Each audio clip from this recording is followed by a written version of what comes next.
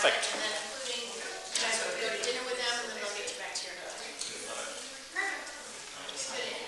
having to be a little bit early, and that's only because I got to run up for that. Actually, when I found out when you were doing it, I actually said, I'm going to go do that because I've got the thing, but we're all set, so, and I go, right? Normally I would not be so rude as to leave very early like that. Bruce? How are you? So good to see you again. Nice to see you too. This is a treat. A couple times in a month period. Yeah, you get that. I was here many years ago. Yeah. Maybe you remember. Yes. It's nice to be back and Yeah. Everything is the same. Photons are photons. photons. Yeah. Still misbehaving. They go forward and back in time. They just go there, we go. Yeah. So did you get, you've been meeting a lot of people today? Not yet, No, so no. after this, it will be Yeah. with you and Bernard and Amon. Yes. So, and then we catch up. So I asked Michaela to join me because Oh, good. she could break into your schedule, so she'll join me. Okay, very good. Yeah, but I also would like to take you into some labs and show you some stuff. Yes. So I figure we'll squeeze it in. You also have to eat. Oh, and we have The dinner multiple set up. program in action. Awesome, and Lucy, we have our own things to do. So, yeah, no, it's fantastic. So, and that's awesome. We're going to get 25 years. 1990 or mid-1990s. Yeah. You want to Student. bring it next to my room in that old ancient school. Yeah. Where the guys are too short. Not for all of us, but. Yeah. It's got room for me. Yeah, much better now. I haven't reached to about, I haven't been going there.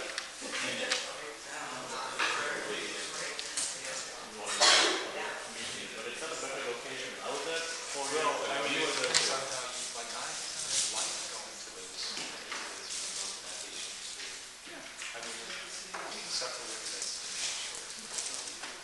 And there's a charm to being in those locations. Yeah, but it's a cold college this time.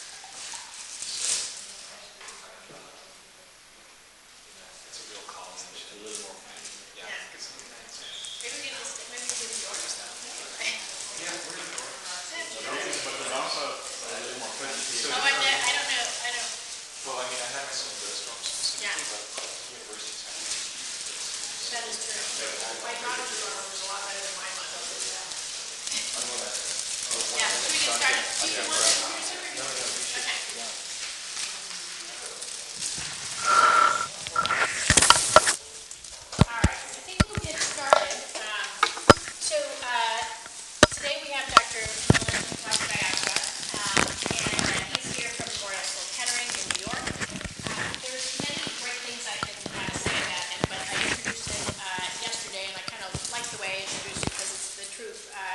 The first time that I heard about his work was when I was at the Photonics West conference with the SPIE, and I was literally blown away. Of course, working here at Beckman, sometimes we get spoiled. We hear a lot of different technologies, and we get to used to using them. But I'm a dermatologist, and I was so impressed with what they've done in the clinic, and using the mostly confocal microscopy.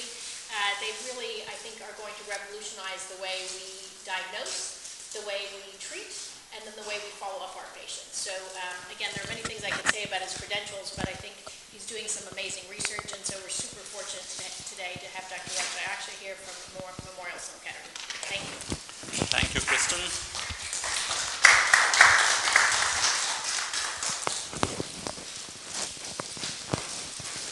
So once again, Kristen, thank you very much for asking me to visit and to speak to all of you, and it's great to be back.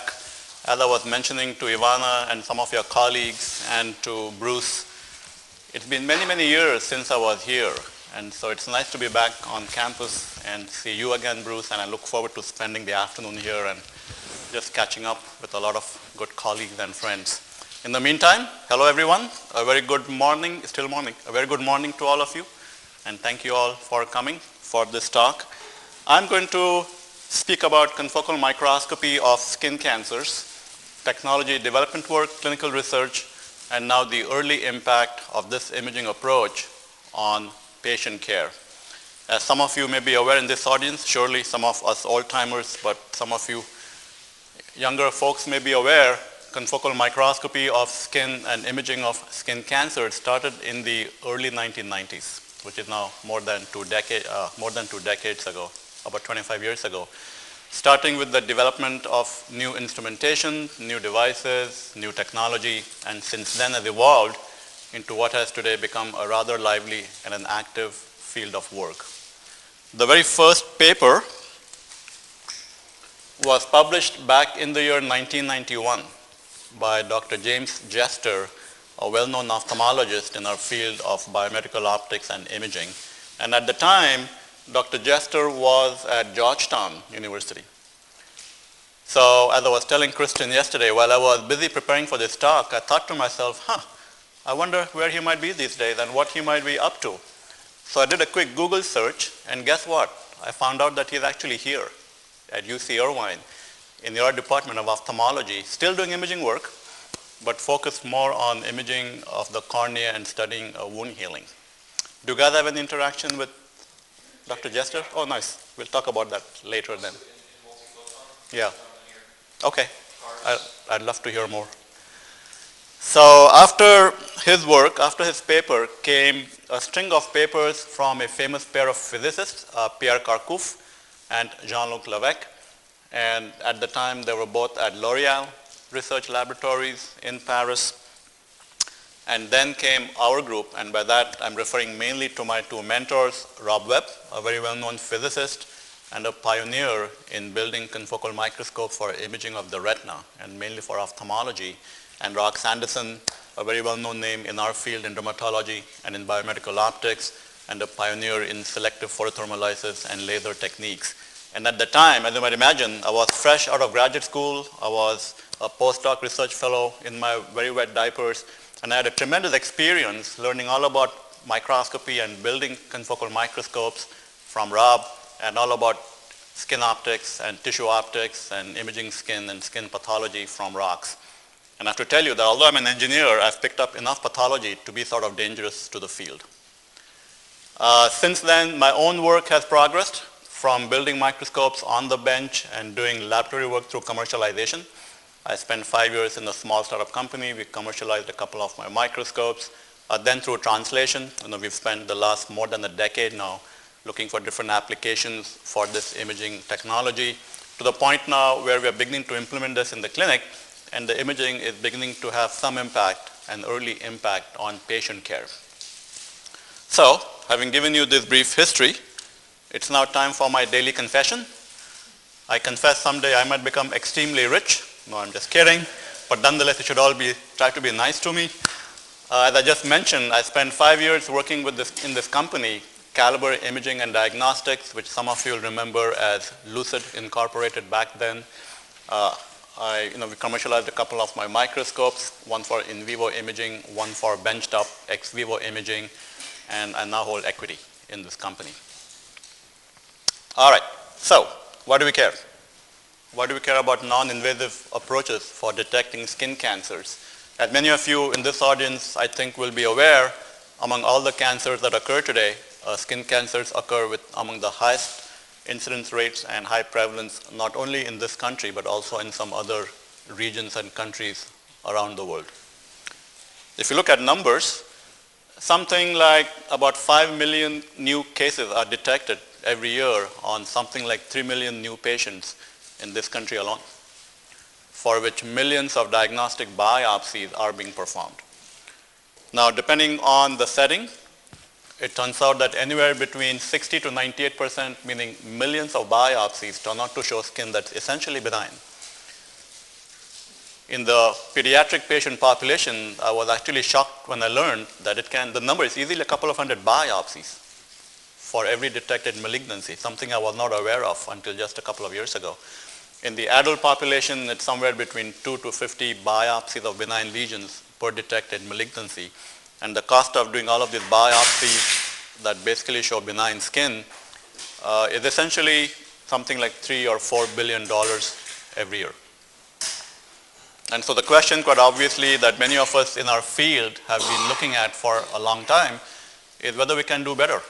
Can we come up with better ways to detect skin cancers? Could we do this non-invasively on the patient in real time at the bedside? And of course, in the end, all of this has to be clinically justifiable and economically viable in terms of the cost and the efficiency of doing all of this. And then the question that many of my colleagues and I've been looking at now for many years is whether we can do this with confocal microscopy. So it's a high-resolution optical imaging approach that will show you nuclear and cellular morphology, the kind of detail that pathologists look for in biopsies and in their frozen and their fixed sections. And if you look outside the USA, particularly in Europe, UK, and Australia, you're looking at about close to another 1 million new cases being diagnosed every year. Now, visual examination and dermoscopy are routinely performed in the clinic, as many of you will be aware. In the hands of a highly skilled clinician, dermoscopy can be quite a good tool, and it's becoming increasingly better. And especially dermoscopy combined with machine learning, which I won't get into, which is going to really take this technique forward significantly over the next few years. But in general, if you look at the specificity, it can be quite variable and it can be quite low, especially for lesions which are less pigmented, non-pigmented, and featureless, meaning skin conditions that lack color, that lack pigmentation patterns. So these are lesions that look fairly bland visually. So neither dermoscopy nor visual examination can show you detail below the skin surface. So you can't quite look at nuclear cellular morphology, but with a confocal microscope, that's what you can do. And you can do the same thing with multiphoton microscopy as well, which is some of you here are doing. And we can do essentially imaging at high resolution that can begin to show you cellular and nuclear and morphologic detail that pathologists care about. So, how does this happen? And why does this work? I know some of you here are familiar with confocal microscopy, but show of hands, how many of you are not familiar with the basics of confocal microscopy? And if all of you are, then we can skip the tutorial and keep moving. Everybody is familiar? Excellent. Can I skip the tutorial and just jump ahead? Does it have moving things in it? Spinning? It has, you'll see a rather pathetic attempt at PowerPoint animation. You want to see that? Animation is always good. All right, so I'll give you this tutorial. It will take only 2 or 3 minutes anyway. So, much as I love math and equations, I promise you, no math, no equations, only some really bad animation stuff. So a confocal microscope, as all of you are familiar with or know, is made up of, is there a laser pointer here? If not, I can use my mouse. Here's the analog. Oh, I love it. This is like being at the Gordon conference in the early 1990s. So a confocal microscope, now I have to go back and forth here. Well, you know what? I think I'll just, in the interest of efficiency and speed, I'll just stay here. Wait, I have this one. Or maybe we can do a duet. You can point while I. Thanks, Bruce. So a confocal microscope is made up of a point source of light with which we illuminate a small spot or a voxel in tissue. And for those of you who know optics, which would be, I think, everyone in this audience, that's essentially your illumination point spread function. Now, light which is reflected or rather scattered back from the tissue, from the voxel, is collected through this small pinhole onto a detector, and that will produce for you a pixel, right? Now, and that's singly backscattered light or singly backscattered photons that we collect through a rather small pinhole. Light which comes back from out of focus regions of tissue, I've shown that here in these red and green dotted lines. This light is spatially filtered or rejected by that small pinhole. So all of the light which is multiply scattered and not in focus is what we reject. So in the confocal microscope, in any confocal configuration, by using a small pinhole in front of the detector, we can really force the detector to look at only that one voxel which is in focus within tissue. and reject all of the other background out of focus light. A great configuration, a great idea, very clever, but oftentimes not very useful because we wish to look at large areas or large volumes of tissue, right? Especially for clinical work and for pathology type work. So what do we do? Well, we scan the voxel in 2 dimensions. And Bruce, there's my rather pathetic attempt at PowerPoint animation. Took me only 3 or 4 or 5 hours to figure that out. At which point I decided to stop and get on with my life and then let you imagine what happens. But imagine the voxel being scanned in 2 dimensions so that we now have a plane of voxels. And while we do that, we continue to reject all of the light that keeps coming back from out of focus planes. And as the voxel is scanned, we collect light from each location, and each of those locations will give us a pixel so that we now have a collection of pixels that will produce an image. So by this process, what we can do is image that one single plane which is in focus within tissue while rejecting all of the other out of focus light. And we can image a single plane, we can image a single slice, if you will, or we can image a thin section. And we can do this non-invasively without having to physically do a biopsy and cut tissue into thin slices. So this process is known as non-invasive sectioning or optical sectioning with a confocal microscope. Right? It all makes sense to everyone? By moving the lens of the microscope towards and away from skin, we can collect a stack of optical sections, and that will give us a stack of images, and that's how we do imaging in depth, which is, I think, pretty much what you guys do for multiphoton microscopy as well, right? Yeah. And so, of course, all of this happens much more quickly than what I'm showing you here in this animation. At any given location, we can collect, at any given depth, we can collect a 2-dimensional sequence of images or a matrix of images, which we can then stitch together. I'm not showing the stitching here, but we can stitch these frames together to give you show you a contiguous mosaic that displays a larger area or a larger field of view, which is very necessary for clinicians and for pathologists and for surgeons, and even for us as researchers. So our imaging is typically with 30x magnification. You know, we have to use high numerical aperture lenses, so we have a rather small field of view, but then we can produce such mosaics that show up to several millimeters by several millimeters of tissue. And one can zoom into such mosaics to look at tissue in different magnifications, in different fields of view, while maintaining resolution. And so by this process, we can mimic the process by which pathologists look at pathology, which typically starts with 2x magnification, right? 10 by 10 millimeters field of view.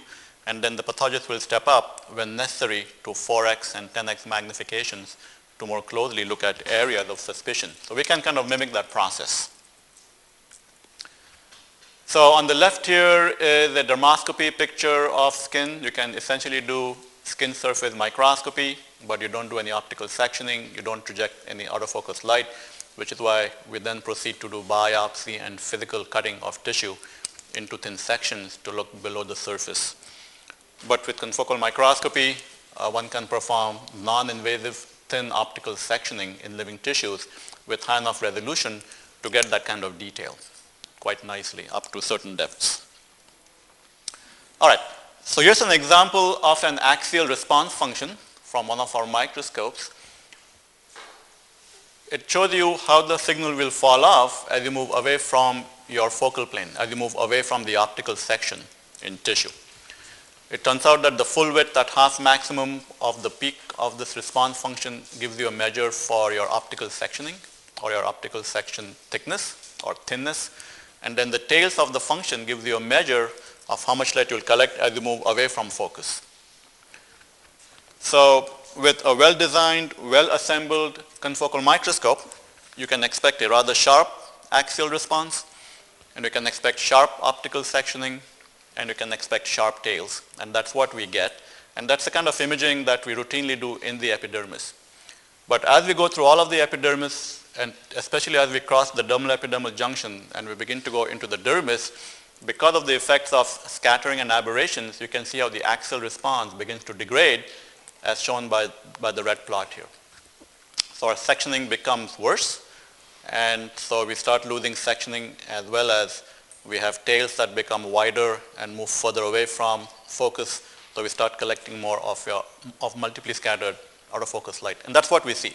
When we go into the dermis, the images start becoming just a little fuzzy and the contrast begins to drop. Something similar for resolution. If we were to image a nice edge, we get a sharp edge and we get a rather sharp edge response, as I've shown that here. But then if you image through a piece of human epidermis, you can see how the edge looks blurry and we start getting a blurrier edge response function. And basically our resolution begins to degrade a little bit as we go into the dermis. But it's not the resolution that really hurts us as much as the loss of sectioning. So here's a picture of our original benchtop confocal microscope that I had built many years ago. This was now back in the last century, or as some of my friends and some of my colleagues like to point out, all back in the last millennium. So this was what I built when I was with Rob and with Rox. And I don't know if you've seen it, Bruce, on one of your visits to MGH. Surely Vasan has seen me. I must have. Yeah. You must have, yeah. I don't know whether we... It looked like any other contraption back in those days. Exactly. And I don't know whether we actually did any imaging on you. I don't remember now. But surely Vasan was a victim, I mean a subject, yes, for many of our early studies. Yes. And he's seen this being built from the ground up. So this occupied something like 2 feet by 4 feet of bench space. And then there's a whole rack of electronics. This was back in the day of analog electronics. So actually I had a VCR and we would videotape. Some of you will remember. And we built it for imaging, of course, at high speed because we want to do imaging of skin on people. And at the time we also did imaging on animals. So this was commercialized when I was with the company, and this is one of their current microscopes, the Vivoscope 1500. And this has now been the workhorse in the clinic for the last more than a decade, actually since 2004, about 13, 14 years, and has been used for all of the clinical studies and trials that have taken place, some of which I'll very briefly mention a little bit later. So just to show you a couple of example mosaics, this is of a case of a melanoma case that one of my colleagues sent to me. And I believe if you zoom in and look closely, there are all these dendritic cells that you can see and dendritic structures at the dermal epidermal junction. And I think the epidermis here looks rather cruddy because of this lesion being highly dysplastic.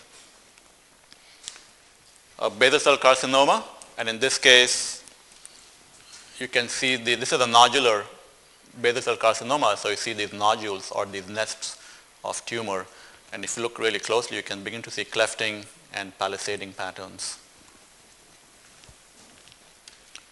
All right, so I'm going to switch gears now. That was just a quick introduction to confocal microscopy and the instrumentation. I'll now show you images and talk about imaging, but do I have any questions, any comments, any feedback, critique, opinions? Yes, Mihaela? How do you do those measurements on the function? Basically a standard approach where we move a mirror through focus without scanning. So the beam goes through the center of the optics. You move a mirror and you can pick up the detected signal increasing and falling off as you move away from focus. And then to do this through the epidermis, we got specimens of normal skin from our Mohs surgeons, and then you can actually, there's a technique to peel off the epidermis while leaving the D junction intact. You slap it on the mirror and you make measurements through the epidermis to mimic what would happen in vivo below the D junction. And the same thing for the lateral resolution with test targets. So after looking at a whole lot of tissue phantoms, I realized that the best tissue phantom for skin was going to be skin itself. And so we got our Mohs surgeons to give us dog ears, specimens of normal skin. We didn't look into that, but I'm sure that would have mattered, because depending on the levels of keratin and melanin, you would get variations. Yeah, we didn't look into that, but this gives you a good estimate of what to expect as you go below the D junction. Yeah, the other idea that I had, which we never got into doing, was to literally think about freezing skin and preparing sections of different thicknesses, say 50 microns, 100 microns, and then actually get measurements for how you can vary your what you get for axial response and resolution as a function of depth. But we never did that. But that would be another way to characterize how you lose resolution and sectioning in depth. Yeah, but clearly the D junction is the main culprit. It's hills and valleys, so it highly aberrates our incoming illumination wavefront. And so that's why we focused on doing measurements below the D junction. Any other questions? All right, I'll keep rolling. All right, pathology, as all of you will be quite familiar, quite aware, is based on looking at thin sections that are oriented perpendicular to the skin surface, right? But with confocal microscopy, our best imaging is in planes that are oriented parallel to the skin surface. So what we can do, and that's just the nature of the optics, so what we can do is we can visualize skin in non-invasive en-face oriented optical sections. From all the layers of the stratum corneum, we get bright reflectance or bright backscatter. And if you look closely, you can begin to make out these patterns of bright cells with dark outlines. These are essentially corneocytes. As you go through the stratum corneum, we start reaching into the granular cell layers, which are the first living layers of the epidermis. So we start seeing nuclei within bright and grainy appearing cytoplasm, and I've tried to label some of these with these green arrows. So what my colleagues in dermatology have labeled as a cobblestone pattern of dark nuclei within a honeycomb pattern of cells. By the way, if you pay attention to the schematic on the right here, you can keep track of where you are in depth in terms of number of microns as well as cell layers approximately.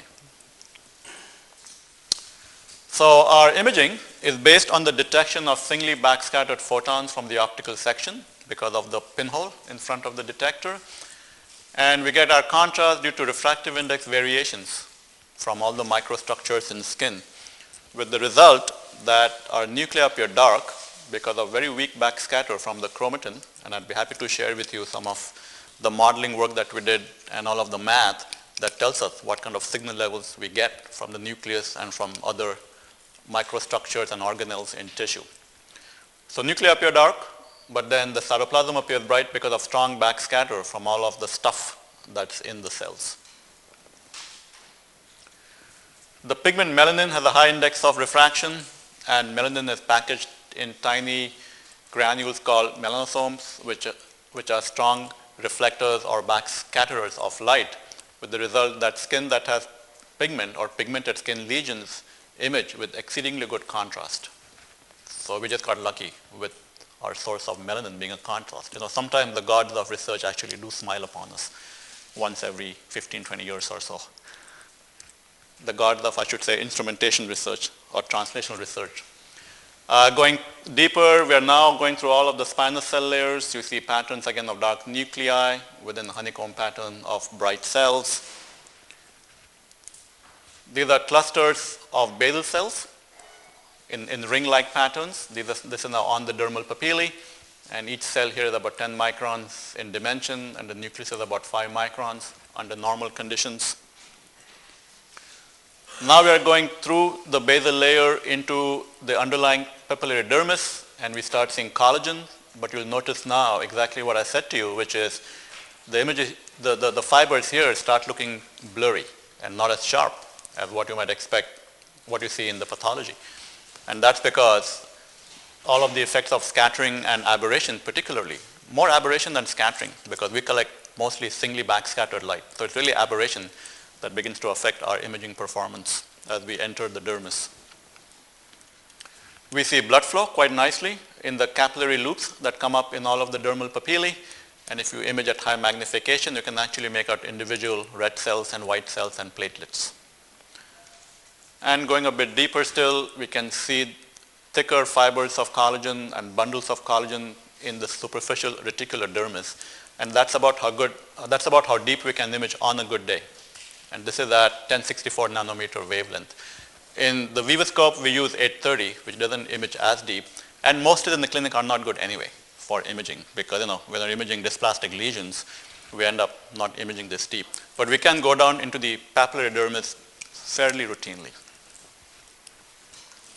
All right, so that was very quickly a stack of still images, but as you know, this is a real-time imaging approach. And so let me show you very quickly just a brief video to give you a sense for how normal skin appears.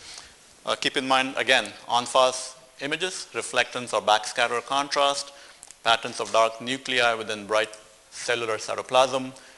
These are some of the original imaging parameters.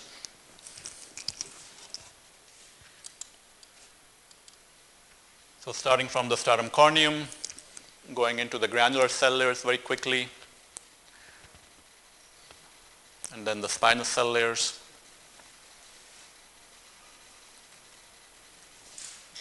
Rings of basal cells on dermal papillae, and then I hope you can make out there's actually blood flow that you see in each of these dermal papillae, and then what you see is essentially the papillary dermis. So originally our imaging rate was at 30 frames per second because we thought we would need to go really fast to do imaging on people, but then once we figured out how to stabilize the skin itself, we could drop down to as low as 5 frames per second and still do reasonably well. But in our experience, 5 frames appears to be kind of the lower limit for imaging skin. Is that the handheld one or on the stable? On the big machine with the ring that we attach. Yeah. But the handheld one also is now down to 6 frames per second because what we have is we've redesigned the objective lens at the front end and have a cap and a window that makes contact with the skin. And so that helps keep the skin still. So on both the machines now we are down to about 6 frames, 7 frames per second.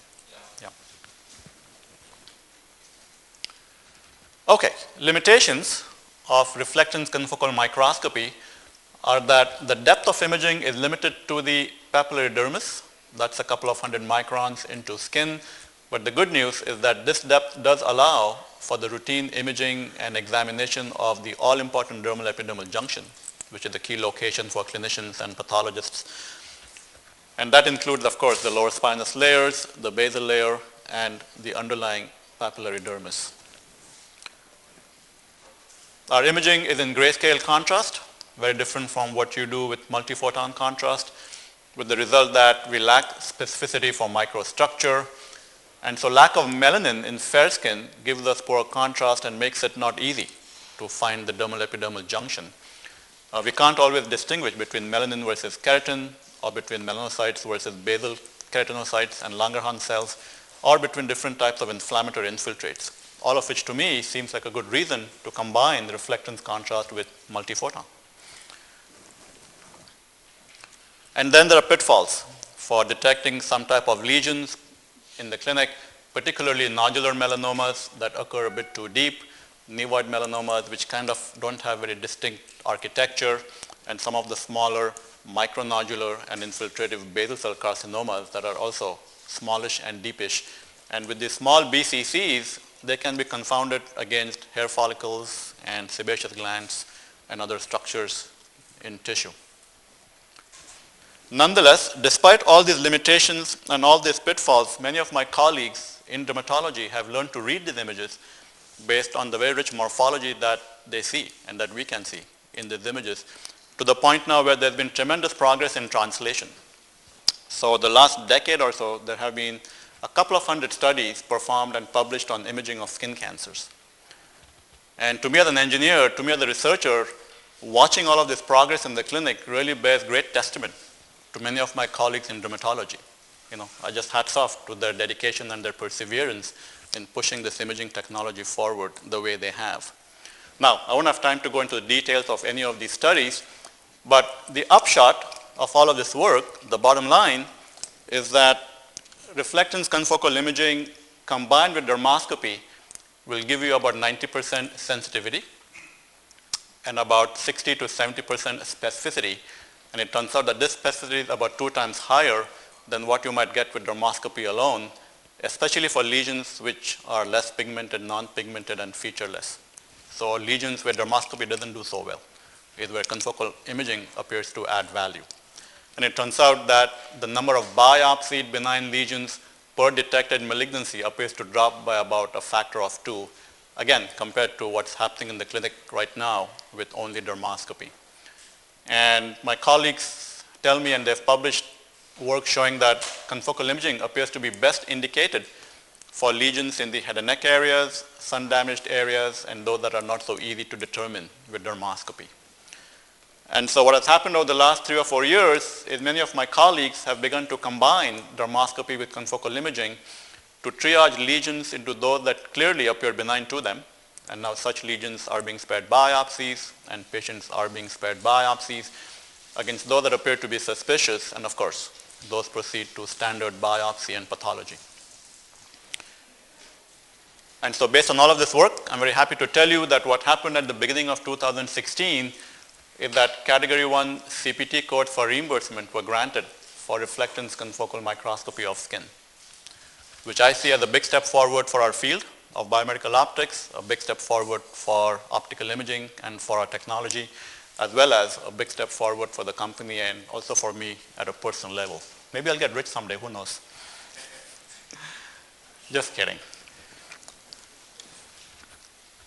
And for those of you who have interest, our group published a review article thanks to Brian's great enthusiasm and invitation and for pushing us to publish this article. So it's a very nice review from my colleagues on the state of the field.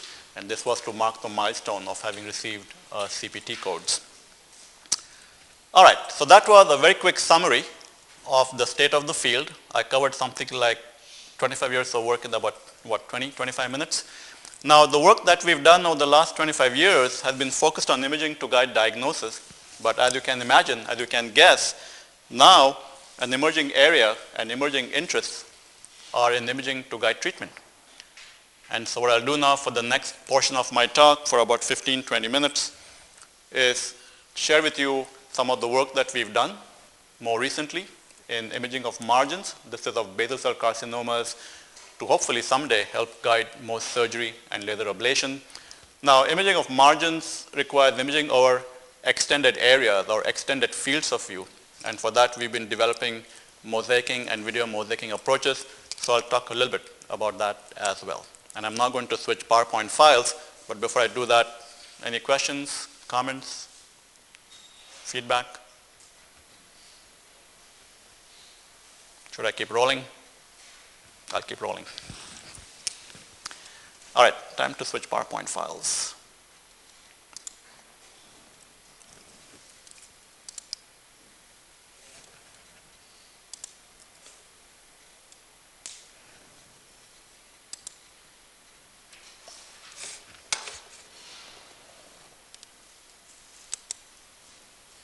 All right.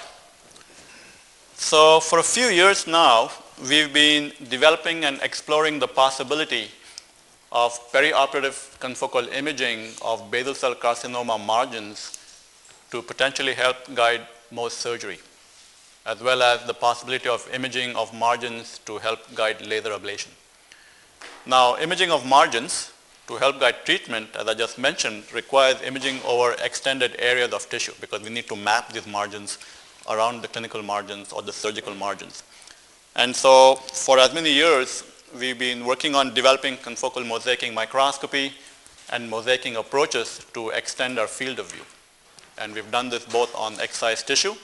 So for example, this is a mosaic of a piece of tissue from Mohs surgery. We can actually produce this kind of mosaics in about 5 minutes.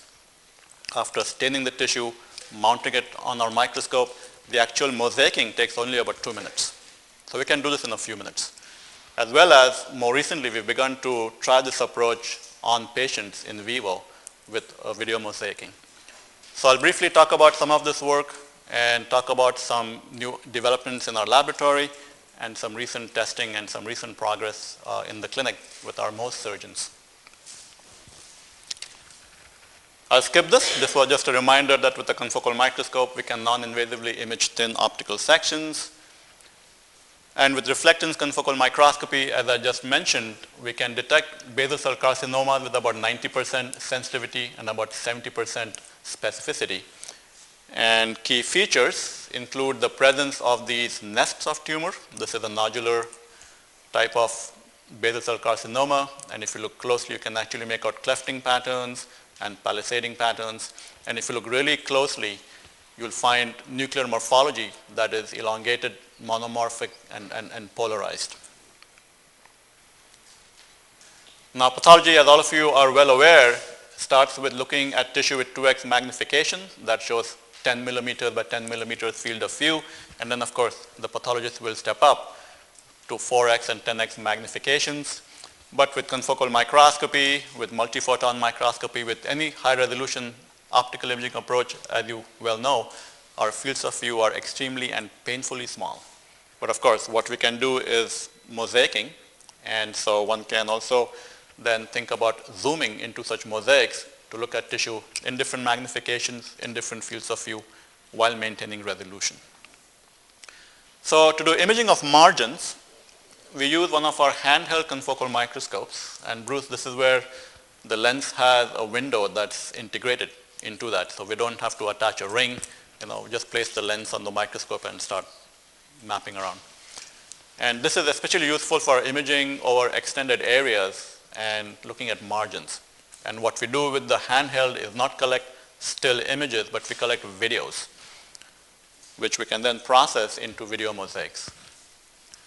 So this process is similar to what happens nowadays when you take your cell phone camera and you collect a panorama view, right? You collect a video or a sequence of images which are then stitched together. So we are doing something similar for our high resolution images of tissue in vivo. So this is what we've been doing for the last 3 or 4 years, confocal video mosaicing, with the idea that we can detect tumor margins before and during and after any procedure, directly on the patient, perioperatively. And the whole idea is that hopefully someday such techniques can become real-time adjunct for pathology, not just in the setting of skin, but also in other settings. And in fact, one of our head and neck surgeons has begun to test this idea and this approach on patients on his patients before surgery in the head and neck OR setting. So one of my engineers, Dr. Kivanch Koze, Kivanch has training and background in image processing, machine learning, and computer vision, along with Mengran Gao, who is a graduate student at Northeastern, who just graduated with a PhD. And we're doing this work with a couple of colleagues at Northeastern who have the expertise and the skills in machine learning and in image processing. So together, they've been working on a video mosaicing algorithm to take the videos that we collect on our patients and then to process the videos as quickly and as seamlessly as possible into mosaics to display extended areas. Now, to do all of this on patients, the key challenge and the key requirement is to account for non-rigid transformations, to really model for tissue distortion and tissue warping. Because as I just mentioned, what happens is that we have the microscope being held by a clinician or a fellow or a student or a technician with the lens placed on the skin, and of course there's always the pressure of time, so this has to be done rather quickly. So as you move rather quickly on the skin, there can be various artifacts. There can be motion blur, there can be sudden changes in depth or topography that cause jumps or discontinuities in the video. There can be, of course, changing resolution as you do imaging in dysplastic areas. And so how do we model for all of that and account for all of that in our video mosaicing process is what Kivanch and Mengran have been working on. So here's an example showing you a video taken inside a Mohs surgical wound. And this video was playing before, but it's not playing right now. I'm stuck.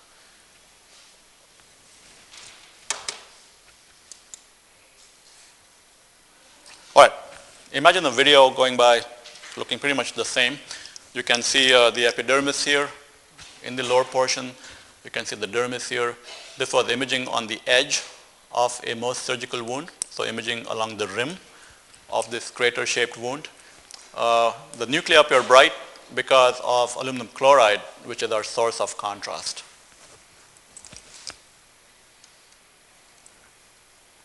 And I can't move forward either. It's just frozen. Yeah, it's trying to play the video, but it's frozen. Let me see if I can, what can I do here? Yeah, all right.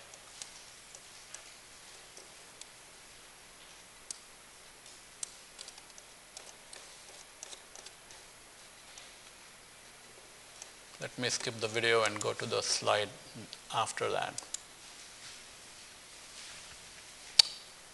It's not displaying it. Should I do a shutdown?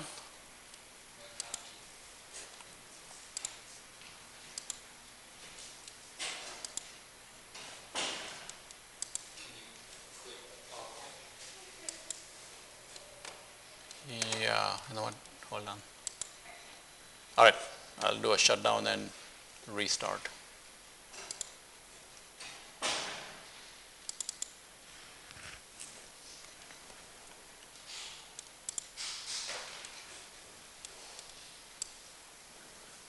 I'll go to the slide beyond the video. Aha, okay, moving forward. So, this is the corresponding video mosaic that was produced from that video. So just to give you some idea of some of the concepts and the ideas behind this algorithm, again, much as I love equations and math, I'll keep this simple and conceptual. So we've borrowed ideas from the field of computational photography and computer vision, the same kind of work that's going on at Apple and other companies with all of these imaging, new imaging technologies that are being developed. So we use an approach called the SIFT approach for scale invariant feature transform. Now this approach is invariant to rotation and orientation and invariant to uniform scaling. And this approach is robust against tissue distortion and warping and changes in image brightness, which is what we get. The first step is to extract what are called as key point locations. These are typically locations where you pick up maximum or minimal contrast. Typically we look for maximum contrast, typically at the corners or the edges of features. And what we do is we extract textual features, meaning we look at the gradient primarily, the rate of change of intensity, we look at the orientation and the magnitude. And Kevansh tells me that typically they start with 3,000 key point locations, but then they cull those to about 1,000 of the best possible ones that can be matched between each frame and the next frame. At each key point location, we look at 16 areas. Each one is made up of 4x4 sub-areas, and each sub-area is made up of 4x4 pixels. Now, there are 8 possible orientations for the gradient at each pixel location.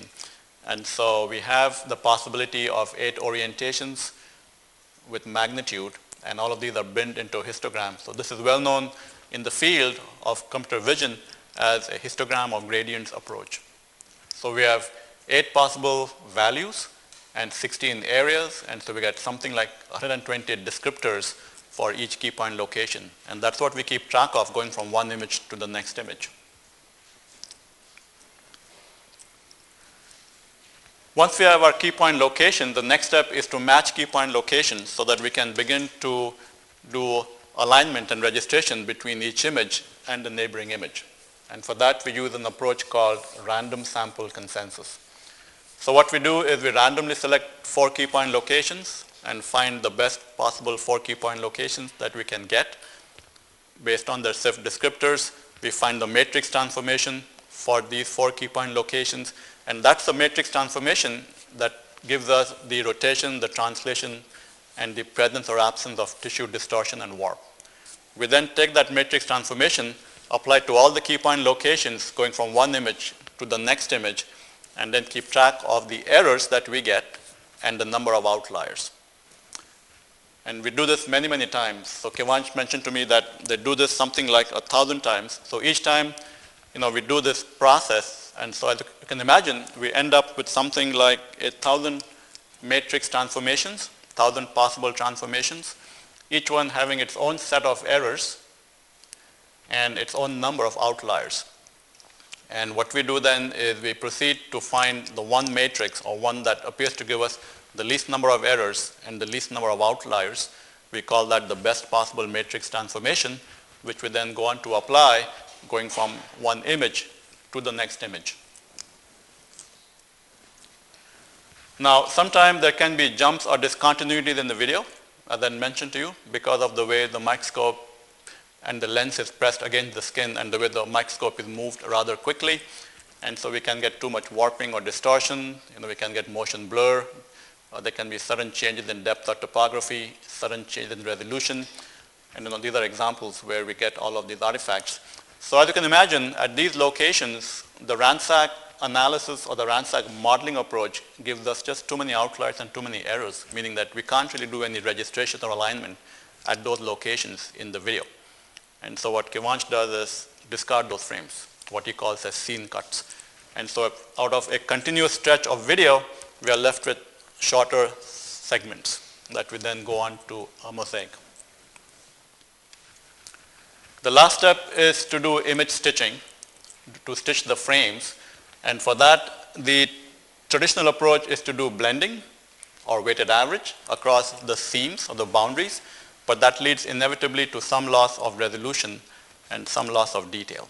So we avoid that by doing what's called as graph cuts based stitching, where we can actually determine the actual boundary or the seam between images, and we can avoid having to do any blending, and we can preserve resolution and detail. Kind of trying to bring together pieces in the jigsaw puzzle, right? We bring the edges together is what we do. Now, in case any of you is familiar with the field of operations research, it's a very common problem in the field, especially for, say, the trucking industry or for the airline industry, trying to figure out how to go from one location to another, say, for example, how to go from Irvine to New York City, while trying to minimize some set of parameters. So typically, what they would want to do is maximize the revenues and the profits, minimize the time it takes, maximize the speed, and minimize the cost of the fuel, and so on. And it's never a linear path, right? It's never a straight path or the most obvious path. So depending on weather conditions, depending on traffic conditions, depending on landing fees at airports, depending on having to pay tolls at certain highways, it's always a non-linear path. So we have a similar problem where we want to go from one edge of the image to the other while trying to minimize the differences in the intensities between each frame and its neighboring frame. So the first step is to look at the absolute intensity differences, look at the pixel values, and that begins to tell us the region of overlap between the frame and the neighboring frame. We then look at each pixel in one image in the region of overlap.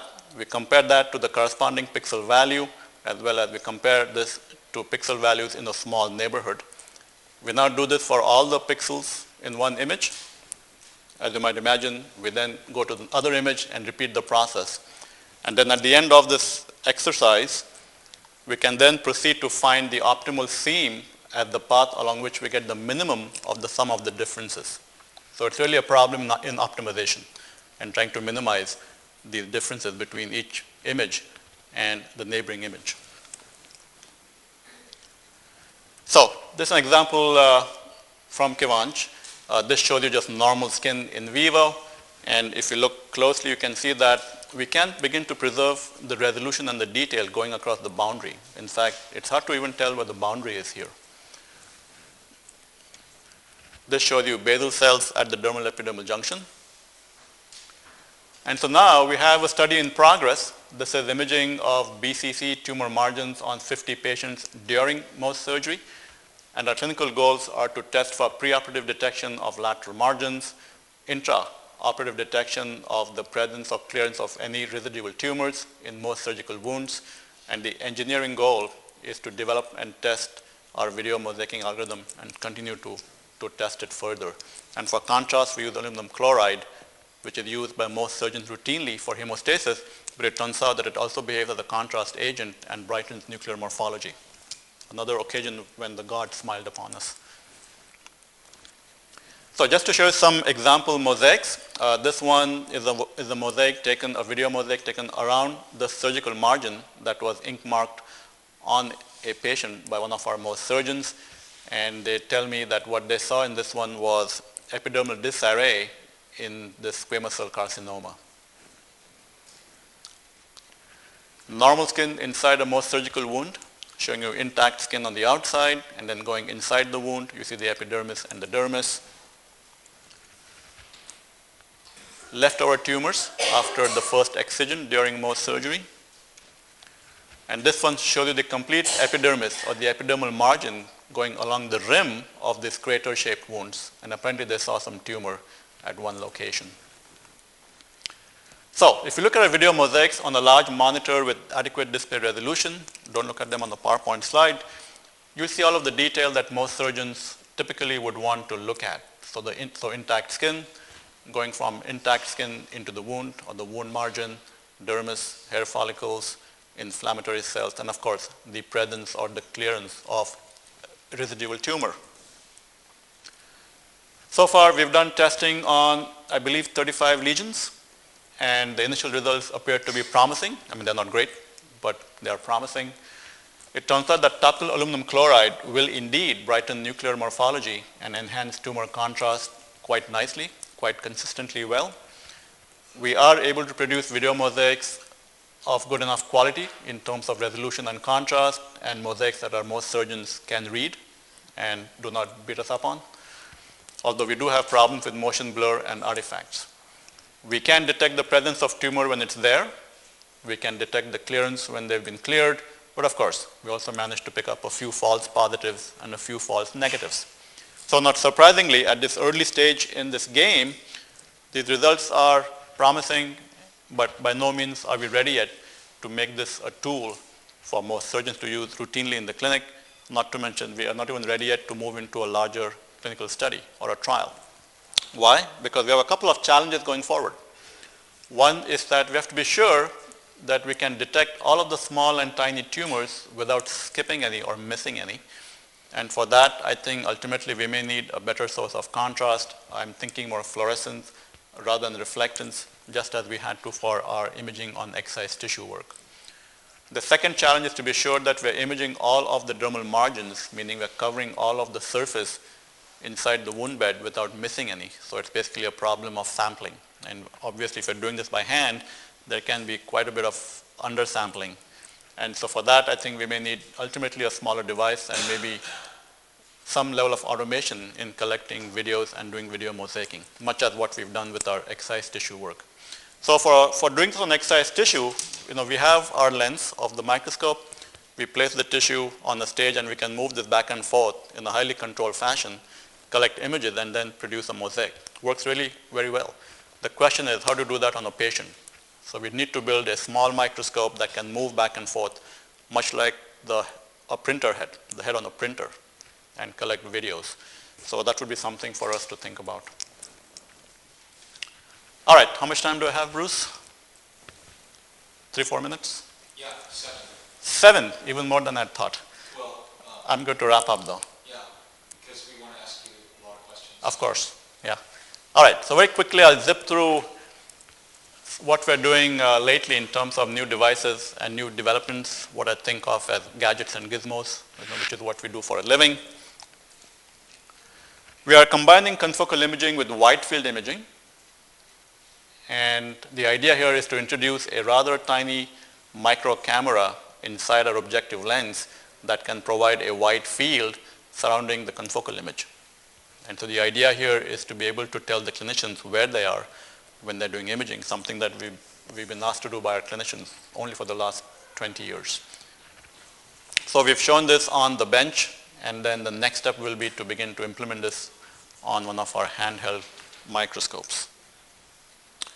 We are combining confocal imaging with OCT imaging because OCT images deeper than confocal microscopy.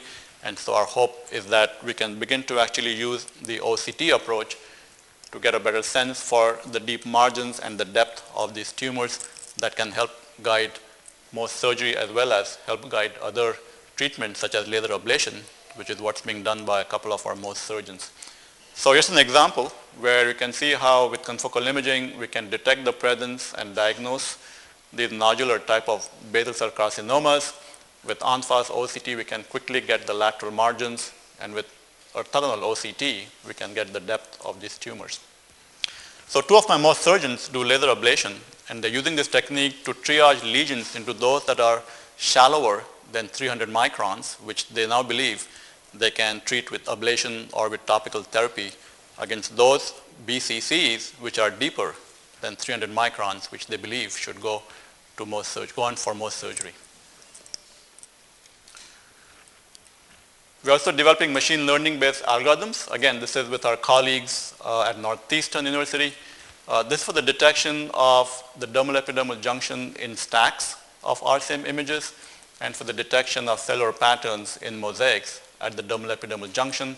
And the goals are to standardize and automate the image acquisition process, as well as to create tools to guide reading and diagnosis and tools for training and education. And so let me skip the next couple of slides. That's all data that I can talk to you about in case any of you have interest. And finally, I put one in for Dr. Brian Wong, which is we've produced a fairly simple relay telescope with a small objective lens that we've adapted to one of our handheld confocal microscopes and given to one of our head and neck surgeons, Snehal Patel, who has been testing this approach on his patients at the start or before the start of surgery. And just to show a couple of examples, this is a video mosaic of buccal mucosa at the back of the oral cavity. And this one shows you essentially a video mosaic taken on the side of the tongue towards the back. So with that, I will wrap up by saying my thanks to Memorial for giving me the seed capital to establish my lab and get all of this optical imaging work going. And my thanks, of course, to the NCI, the NIBIB, and the NIDCR for being very supportive over the last 2 decades, really. And since all of my funding now comes from the NIH, I have no one to thank but all of you. So thank you for your money. All right.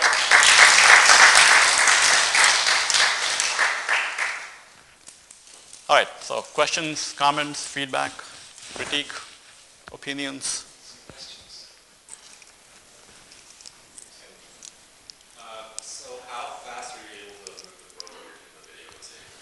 So it all depends on the frame rate.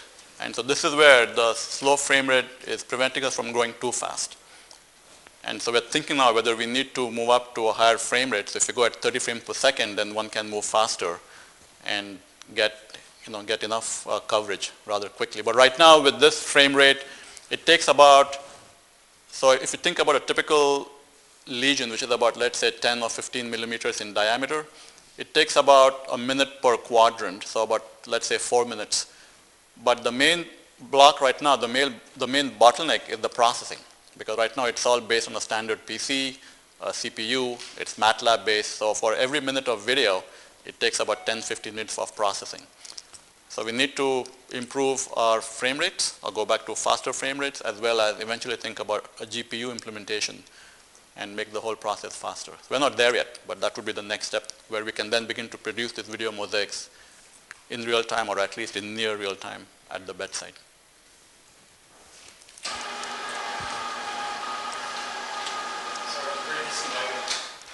For the stitching algorithm, so you calculate the transformation matrix for a pair of frames, and then moving to the next pair, do you retain some of the information and use that as starting parameters? Or do you start from scratch? So no, we retain all the information from the previous frame.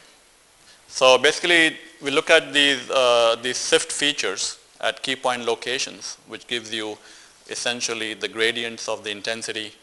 And so we have 128 descriptors. So going from one frame to the other, all of them remain, except that some of them may be noisy. So we have to figure out which ones are not really going to give us good matching. And so they all retain going from one image to the other image. Well, not all of them, but many of them. Enough for us to do registration and alignment. So even with the best images that you can present, a surgeon or whoever is looking at that, you still will be dependent on the expertise of the pathologist, surgeon, or whoever. We know that it's not clear cut. Yeah. So you have 3 pathologists, they will have 3 different opinions. Right. So I've seen kind of that in one of your latest slides, that you're trying to develop some kind of help. So are you trying to develop some kind of quantitation of your images that would lead you to kind of, at least to the sharper focus on the diagnosis, and what kind of parameters you're trying to use? Right. So let me answer that question in 2 parts. So in terms of imaging to guide diagnosis, what has happened over the last decade is that all of my colleagues who've begun to work with this imaging have become experts in reading these images. And they're all dermatologists, not pathologists, interestingly. So they've been reading images at the bedside, and they've learned to do that, and now they're beginning to train the next generation of, again, dermatologists. But we are now getting some engagement from the pathology community because they realize all of this is beginning to play into the clinic going forward. So that's happening. But you're right, I mean, it's a process, and that's one of our barriers now beyond getting our reimbursement codes is how to train the next generation. So I didn't talk about that too much today. I talked about that yesterday to your dermatology group. So there are a number of training programs that have been evolving lately. And in fact, it turns out that we are putting one in place at Memorial. And so for the first time this November, we're going to actually run a CME course for imaging of skin to begin to train clinicians. And that's been going on in Europe and in Australia now for a few years. To your second question, or rather, my second answer to your question is that we are beginning to look at machine learning based approaches. And I can go back and show you a couple of the slides that I skipped over.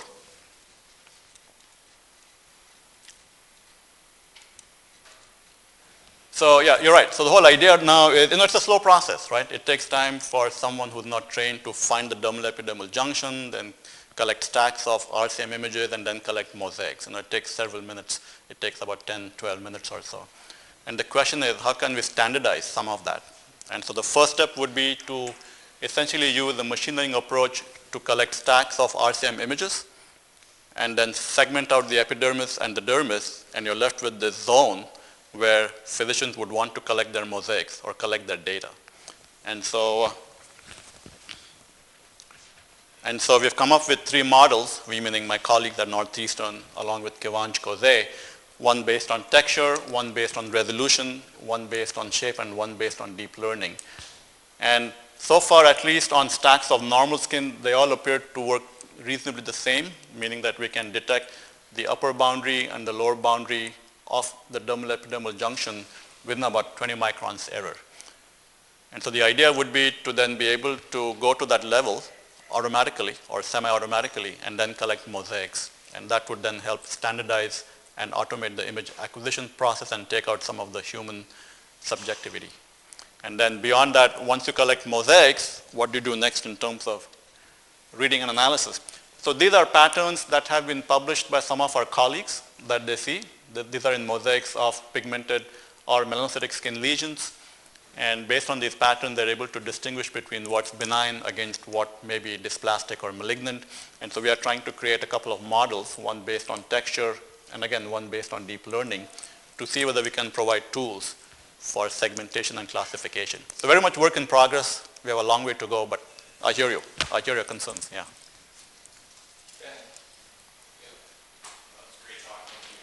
Thank you. If you can comment a little bit about the relative intensity and how you're able to actually get more quantities based off of some images you had in your scientific report paper where there is a little bit of difference in the intensity value when you're actually putting everything together, whereas all your images together look really, really nice. You mean for the video, for the video mosaicing or in general? In general. In general.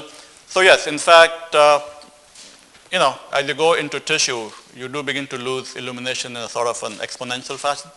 So what happens on the Vivoscope on some of our devices is that you actually can ramp up the intensity. And so there's a feedback loop here. So we actually sample some of the backscattered light and then use the loss in illumination to go back and ramp up the laser power. And that seems to work in maintaining reasonably constant illumination levels as we go in depth. Not a perfect method, but it seems to work. Okay. And so the images that you have now, when you're actually doing the videos, you're stitched everything really nicely. For this, is this something where you commented on discarding certain images if the transformation matrix isn't matching properly? Yeah. Are you also choosing which images you're using to, like, in terms of intensity base, for when you stitch that? I believe it's, if I remember what Kivanch does, I believe it's all automated. Yeah. Yeah, I mean, that's the whole beauty of what he's doing, is to really automate this whole process. And I believe it's either fully automated or close to fully automated. Yeah, minimal human intervention. Yeah. Yeah. But if you have more questions, I'm happy to have you talk to Kivanch, or we can talk later, and I'll connect you with Kivanch. You should go visit. Even better, come visit. Yeah, come hang out. Come to New York City and hang out with us. Are you doing something similar here, or?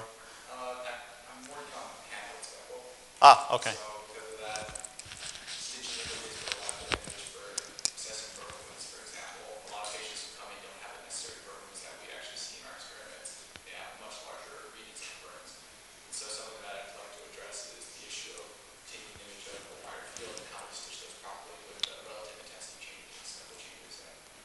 talk to Kevansh. He spent now a good 4 or 5 years working on this. So he's a good guy. Yes? So in your mouth surgery, typically people look at the tissue a little bit cut off, look at the pathology. So in your in vivo confocal, you actually look at the tumor side. We are doing that right now, yeah. So are you try to correlate with the tumor side with the margin from the pathology? We've done that, yeah. So in these initial 35 cases, we do mapping of the margins before surgery and then after the first excision. And so what we get matches what they see in pathology at the end of the first stage. So that's how we got those numbers that I presented. So that's what we're doing right now, yeah. I think in the short term, what actually might work out well is with the video mosaicing, it's going to be not easy to map out the entire area of the wound. It's a large area unless we do something truly automated. But what I think might play out sooner than later is to do imaging of margins on the patient before surgery. And then once they take the first excision is to do mapping ex vivo. You can do, so you do video mosaicing in vivo before surgery and then mosaicing ex vivo on that piece of tissue that came out. And I think that might be a good strategy. Any more questions before I ask one? Okay. Can you say something, wait, Mia, you? Are we going to ask the same question? Maybe. No, I'm really curious about the lasers. So I know you started back in kind of the very first ones with a pretty big YAG laser. And, all the big lasers at Wellman, yeah. Yeah. And so now you're down to handheld. So can you say something about your light sources and what sort of specs you need from them and why just one wavelength? There's a wavelength dependence that you could get maybe more fundamental physical information out about the tissue because you're searching for contrast features to use in your characterization of the tissue and of course kind of an obvious one perhaps is to look at spectral features. Yeah, I hear you. So in terms of lasers, diode lasers now are extremely small and compact and low cost. And so for years we've been getting these diode lasers from a company called Micro Laser that you may have heard of. Literally they cost like a couple of $1,000s. And in large quantities, which is what Caliber does, it must cost them even a few $100s. That's my guess. Yeah. And they have worked with the company to integrate the laser with the optics that's necessary to collimate these beams. So they come in really small packages in commercial quantities. But if you have interest in any of this, talk to Micro Laser, and I can find out more about people that you can talk to at the company. But are you interested in moving further out into the near infrared? Do you want to go to the second window and substantially reduce scattering to? I mean, it will change your resolution, of course, but you might be able to go a little bit deeper and take advantage. Yes, I agree. In fact, we haven't explored longer wavelengths yet. One challenge was the lack of detectors, which I don't know right now what we have for detection, but at least back then, we had InGas and InGas and germanium avalanche photodiodes, which were very noisy. I did play with those a little bit. My longest wavelength that I tried has been 1064, which is the wavelength I love, actually, except that they don't come in small packages, but now they may be. And there are silicon avalanche photodiodes that are made of enhanced silicon that actually give us good quantum yield at 1064. And so I've used those as well. And those go deeper. We haven't tried something beyond that, but I hear you. Yeah. It is time. Yeah. Not to mention scanning. I mean, we're still limited to using standard polygon scanners and galvanometric scanners, and they're still large. And all said and done, our vivoscopes are still large, even the handheld. I'd like to make them really small. Yeah. But there's now a new class of MEM scanners, which are being commercialized, and the price is coming down as well to a few $1,000s. So a combination of all of these different developments, I think will lead to the next generation of smaller and lower cost devices, as well as more wavelengths. And also, I'm betting the future on multimodal, which is why we've combined RCM imaging with OCT imaging. Yeah. And combining RCM with MPM might be another useful thing to do. Yeah. So you can get beyond morphology, get beyond the limitations of depth, and then begin to do exactly what you said, which is look for all sorts of biomarkers beyond just morphology. Yes. Yeah. Is there interest in doing wavefront aberration correction as well in this area? And certainly Yeah. OCT can actually, or OCM can provide information OCM, to yeah. update Yeah. On wavefront correction. So Yeah, so that was the an other. active area in OCT. Yeah, so that's something that I've been looking at, I've looked at for a while. A couple of challenges that so far at least have been, I think in my mind, limitations. One is that we get severe wavefronts, aberrations in skin. Yeah. And we can't quite correct for those. If you do the math, going through the DA junction, you've got like 30 to 100 waves of aberration because you've got this really corrugated DE junction. And so I'm not sure how we can correct for that. So we can correct for some of the lower order aberrations, but not such high order aberrations. So I'm not quite sure this would work well in skin. And then of course speed is the other consideration. Yeah. Yeah. Thanks. Yeah. Yeah. Yeah, I wanted to ask about, you mentioned earlier the training that would be implemented. I would have in mind the training of dermatologists. Yes. If anyone who wants to be engaged will be trained. Yeah, I was just curious how you see that. Well, so I'm sorry. Go ahead. That's the type of training that would work for dermatologists because it's not only BCC, there are others. Right. So what's happening now is that finally, I have to say, we are actually getting attention from our pathologists, not just at Memorial, but USA-wide, worldwide, in Europe as well as in Australia, to the point now where for the first time I was asked to give a talk at a pathology meeting last year, and I've been invited to give a talk again this year, as well as Richard Levinson and Gary Tierney and many of our colleagues have begun to engage with the College of American Pathology. So they are becoming aware of some of these imaging techniques, and they are becoming engaged with us. So it will be good to obviously engage with them and to also provide training to clinicians, to dermatologists as well as pathologists. And in the end, you're right, both communities will have to work together.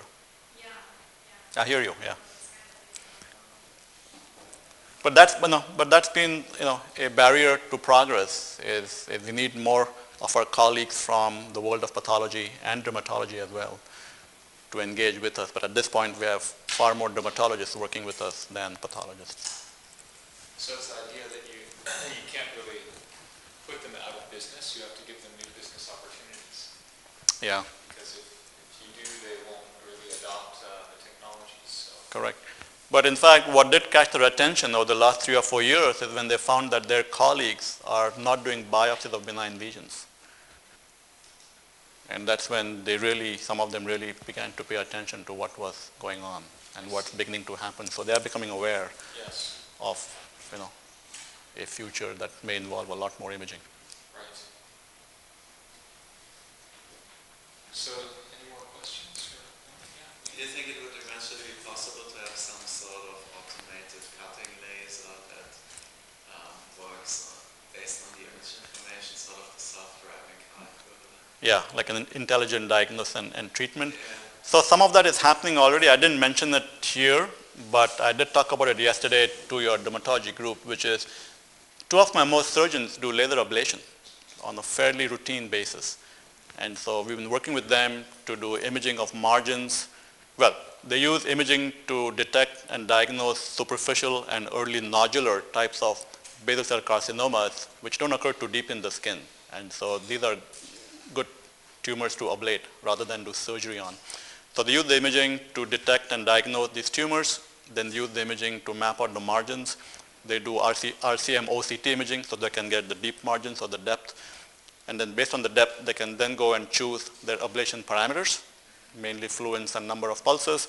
And then they ablate, and then they go back and image. And they're doing all this in what they call a one-stop shop approach. So it's becoming a little more intelligent. Right. It's not all automated yet, but it's happening already in the hands of a couple of my most surgeons, as well as the group in the Netherlands has begun to do this. So it's all, treatment, diagnosis and treatment all in one shot in a single visit for the patient. And then, of course, the next step would be to figure out how to automate some of this. Yeah. It's all very exciting. Yeah. And are they interested in using any contrast enhancement? So is, Always, yeah. and the aluminum chloride is just a, The aluminum chloride is what they use for hemostasis. yeah, And as was discovered by Salvador at MGH many years ago, it actually behaves like acetic acid or has the same effect as acetowhitening. It actually will condense chromatin and make the condensed chromatin bright and give us nuclear brightness. yeah, But we would need better contrast agents, especially if they work in fluorescence. That would be better. yeah. So it turns out that I have a colleague in radiology, Thomas Reiner, who had been working on a contrast agent that labels a DNA repair enzyme called PARP1 or just PARP. And so he's showing for the first time that you can get nuclear-specific contrast in living tissue. And he's been doing it in oral mucosa for a while. He had an IND from the FDA to do this on patients, and so we're beginning to work with him to try this on skin as well. That would be very So nice. you're using basically ICG labeled, so near infrared. It's fluorescein labeled, yeah. Oh, fluorescein. Yeah, But you're using near infrared light, so it seems like IR 800 or ICG Would work better, sure. a better, Yeah. really good label. Yeah, especially for in vivo. Yeah. Yeah. Yeah. And to do tumor margins on the surface, fluorescein would be good too. Yeah. So, yeah. So we'll see. Yeah, another new development in the field, a contrast agent that we might be able to use on people to label nuclear morphology. I mean, how cool is that once Yeah. it all works out? Yeah. Yeah. Fantastic. All right, well, let's thank Norman again. Thank you.